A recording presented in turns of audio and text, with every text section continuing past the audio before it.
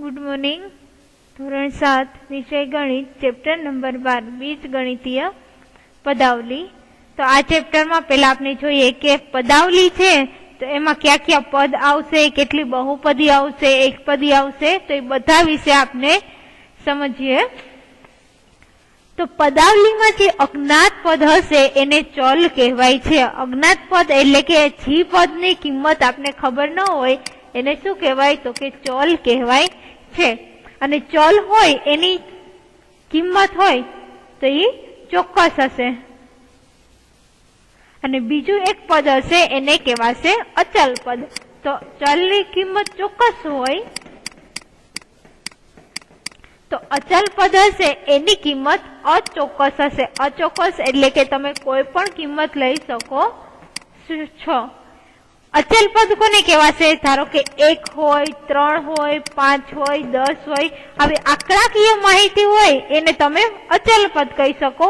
અને ચલ પદ કેને કહેવાય તો કે x હોય, y હોય, a, b, p, q, ટૂંકમાં ABCD ની કોઈ પણ આલ્ફાબેટ હોય તો એને ચલ કહી શકો છો.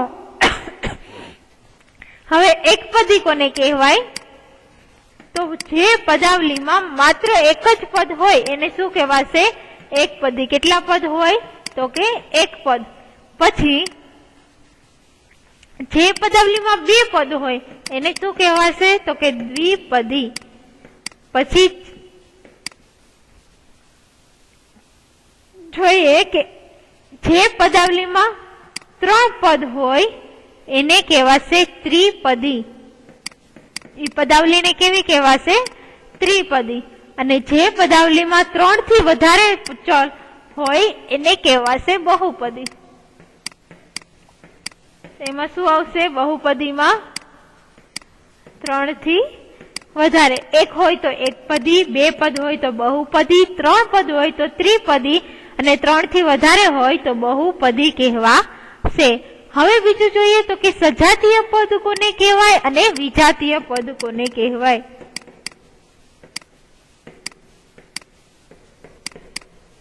તો જે પદોમાં ચલ છે એ સમાન હોય, આપણે આગળ શીખી ગયા કે ચલ કોને કહેવાય ને અચલ કોને કહેવાય. એમાંથી જે પદાવલીમાં ચલ સમાન હોય અને એ સમાન ચલના ઘાતાંક એટલે કે ઉપર જે ઘાત આવેલી હોય એ ઘાતાંક પણ સરખા હોય તો એને સજાતીય પદ કહેવાશે. એના પછી જોઈએ તો કે વિજાતીય પદ કોને કહેવાય?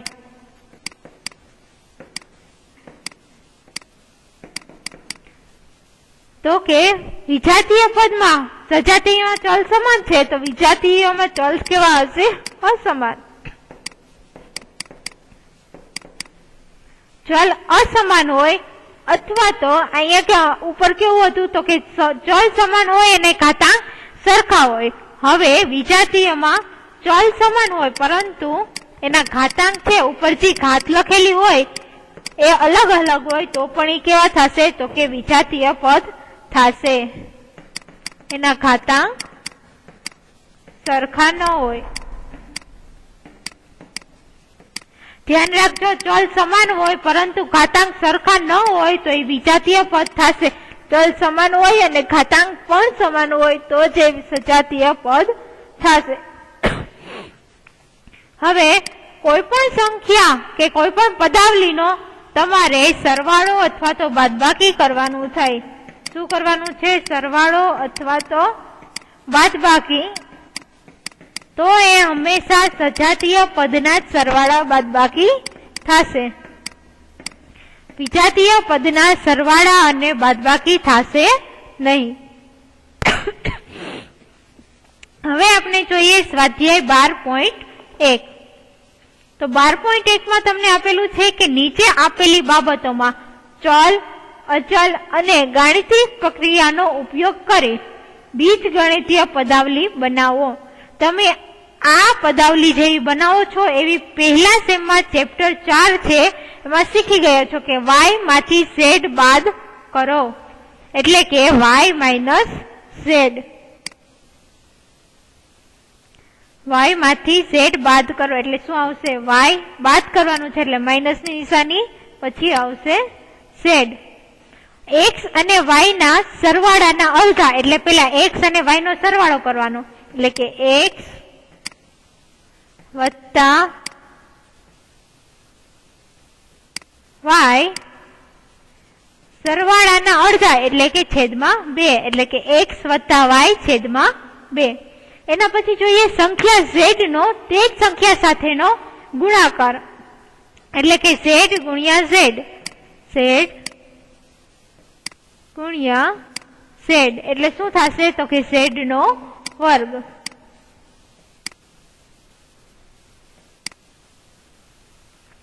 p અને q ના ગુણાકારનો ચતુર્થ ભાગ, જો ભાગ છે એટલે છેદમાં લખવાનો કેટલામો ચતુર્થ એટલે છેદમાં 4 અને p અને q નો શું કરવાનો છે તો કે ગુણાકાર એટલે કે p ગુણ્યા q એટલે કે pq લખાય.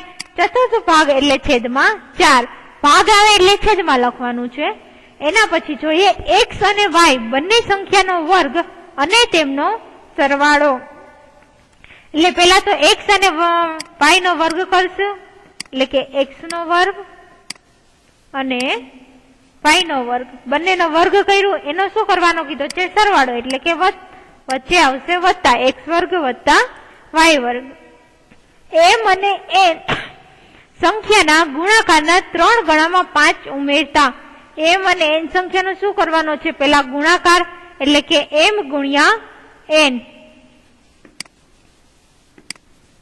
એના 3 ગણા એટલે કે આગળ ગુણાકારમાં કેટલા વડે ગુણાકાર કરવાનો 3 વડે એટલે કે 3mn ગણામાં 5 ઉમેરવાના છે. ઉમેરતા એટલે સરવાળો એટલે કે વત્તા 5 3mn વત્તા 5. y અને z ના ગુણાકારને 10 માંથી બાદ કરતા, જો y અને z માંથી 10 નથી બાદ કરવાનું, 10 માંથી y અને z ના ગુણાકારને બાદ કરવાનું છે. એટલે પેલા લખીએ 10 માઇનસ y અને z બાદ કરવાના છે બંનેનો ગુણાકાર એટલે y ગુણ્યા z. એના પછી જોઈએ a અને b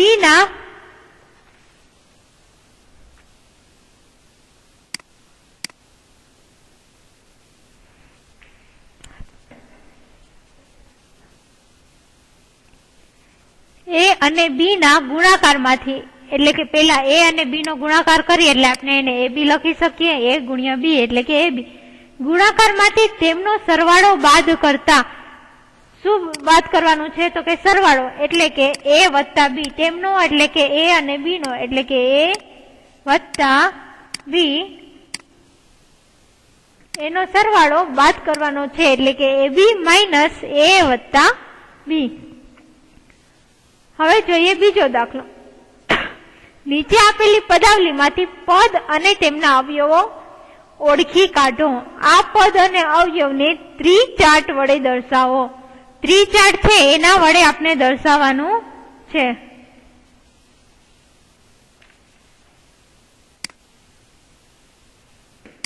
તો જોઈએ દાખલા નંબર 2 માં પેલી રકમ છે x માઇનસ 3. x માઇનસ 3 એમાં પેલા આપણે બે પદ અલગ પાડવાના છે.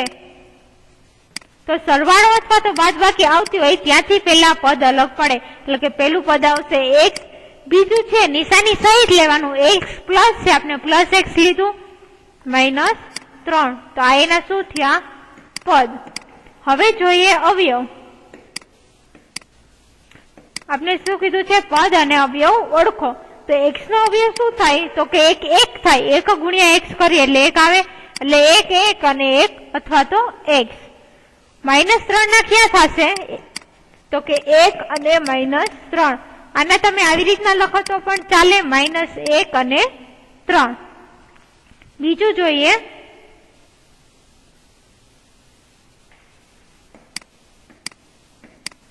એની રકમ છે 1 વત્તા x વત્તા x નો વર્ગ.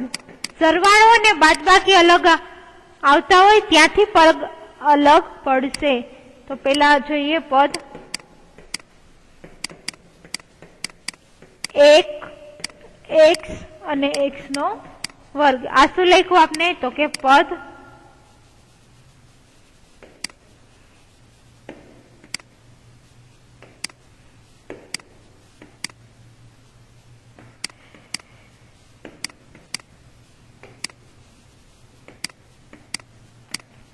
પદ. હવે જોઈએ અવયવ.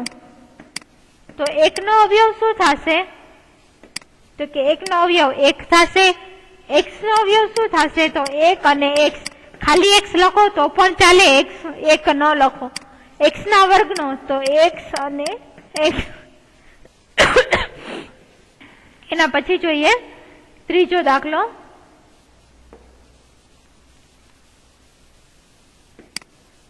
આપણે આ રીતે લખી છે એને ત્રિચાટની રીત કહેવાશે. તો એનું છે y માઇનસ y નો ઘન. તો પેલા એના પદ લખીએ, પછી લખીએ અવયવ.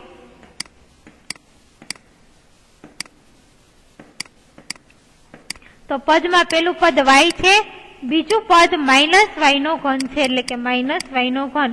હવે એના અવયવ લખીએ. તો અવયવમાં y નો અવયવ થશે y. તમે 1 લખો તો પણ ચાલશે એની સાથે. માઇનસ y નો ઘન એમાં થશે -1. y નો ઘન છે એટલે 3 વખત y આવશે. y અને y. એના પછી જોઈએ ચોથો દાખલો.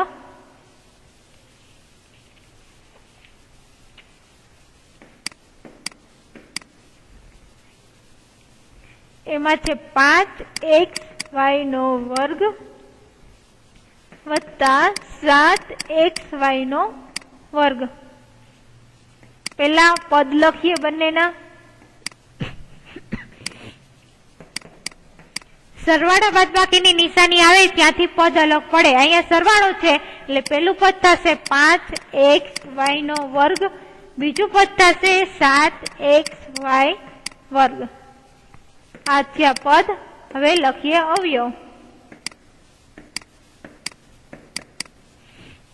5xy નો વર્ગ એમાં હવે આપણે અવયવ જોતા હોય તો કેટલા છે? એક તો 5 છે, બીજા છે x અને y વર્ગ છે એટલે 2 વખત y લખવાના થશે. એટલે કે 5xy ને y જેટલી સંખ્યાનો ગુણાકાર કરેલો હોય એ બધી સંખ્યા અલગ પાડી અને એક એક સંખ્યા લખવાની, એ એના અવયવ થશે. બાજુમાં જોઈએ 7xy વર્ગ. તો પેલા 7 આવશે, પછી x આવશે, y વર્ગ એટલે કે y ગુણ્યા y એટલે 2 વખત y લખવાના. ઉપર જેટલી વખત હોય એટલી વખત y લખવાના. y વર્ગ છે એટલે 2 વખત y લખવાના. એના પછી જોઈએ પાંચમો દાખલો.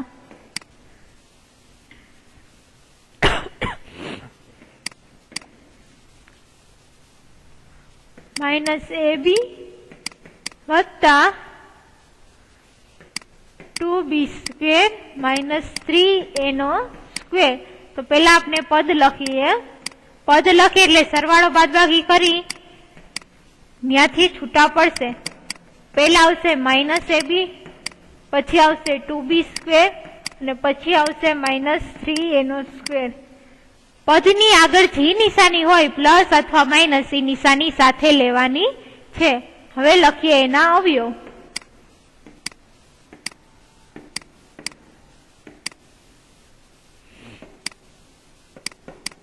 -ab છે એટલે પેલા આવશે -1, પછી આવશે a અને પછી આવશે b.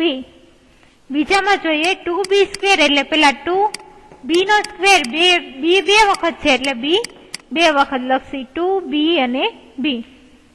અહીંયા એવી જ રીતના પેલા -1 પછી 3 a છે એ 2 વખત છે, એનો વર્ગ એટલે લખશી a અને a. સ્વાધ્યાય 12.1 નો બીજો દાખલો છે એ અહીંયા પૂર્ણ થાય છે. એના પછીનો દાખલો આપણે આવતા લેક્ચરમાં કરશું.